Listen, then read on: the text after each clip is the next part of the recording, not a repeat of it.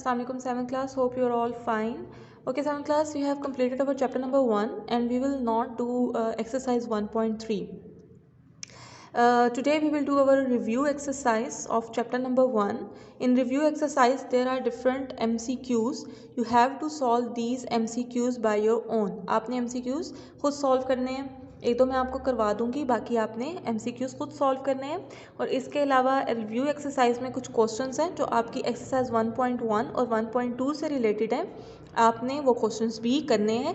ऊपर आपने review exercise की हेडिंग देनी है और आपने जो MCQs हैं वो आपने बुक पे ही करने हैं. जो क्वेश्चंस होंगे जो मैं आपको बताऊंगी कि कौन से क्वेश्चंस करने हैं वो आपने कॉपी पे करने हैं. ठीक है.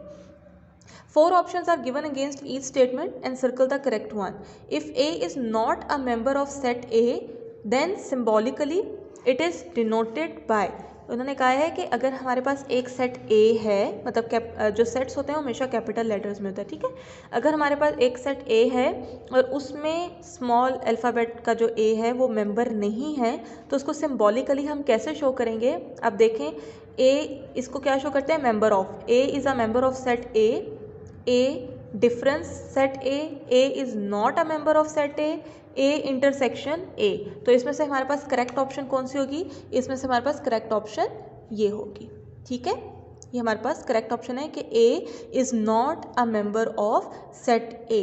ठीक हो गया. आपने इसको यूँ मेंशन करना है. इसी तरह आपके पास ये डिफरेंट MCQs दिए हुए हैं. आपने इन MCQs को खुद सॉल्व करना है. बुक पे ही आप सॉल्व करेंगे. बुक पे सॉल्व करके आपने ध्यान से देखना है कि आपने इसको ठीक सॉल्व किया कि नहीं सॉल्व किया. ठीक है. इसी तरह अगर आप लोग अपना आप 5th नंबर MCQ देखें.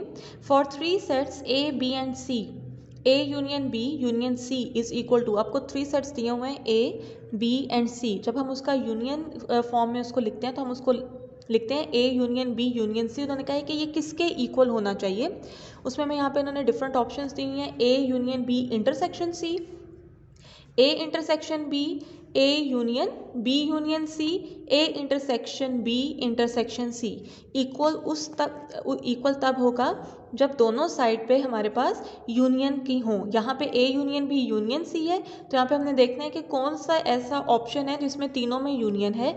हमारे पास ये ऑप्शन C है.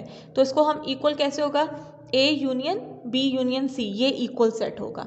एक तो ये कि इन तीनों में यूनियन है और दूसरा ये कि पहले यहाँ पे A यूनियन B पे ब्रैकेट थी, यहाँ पे B यूनियन C पे ब्रैकेट होगी और A यूनियन को हम बाद में फाइंड करेंगे. आपने इस सारी रिव्यू एक्सरसाइज को कंप्लीट करना है. इसके अलावा अगर आप नेक्स्ट पेज पे देखें तो यहाँ पे क्वेश्चन नंबर 3 है. ठीक है. क्वेश्चन नंबर 3 है, right all the subset of the following set.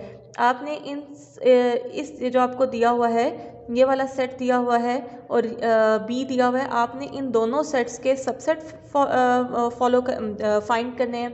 Question number 2 आपको दिया हुआ है, पार्ट 2 दिया हुआ है, right the power set of ABC. हमने पावर सेट फाइंड किए हुए हैं कि पावर सेट कैसे फाइंड करते हैं. आपने इस सेट का पावर सेट फाइंड करना है.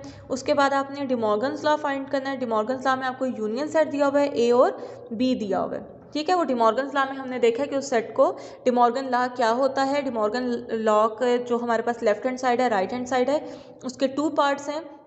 वो आपने उसको सॉल्व करना है, अपनी नीट कॉपीज पे सॉल्व करना है. इन तीनों क्वेश्चंस को, इन तीनों पार्ट्स को आपने अपनी नीट कॉपी पे सॉल्व करना है.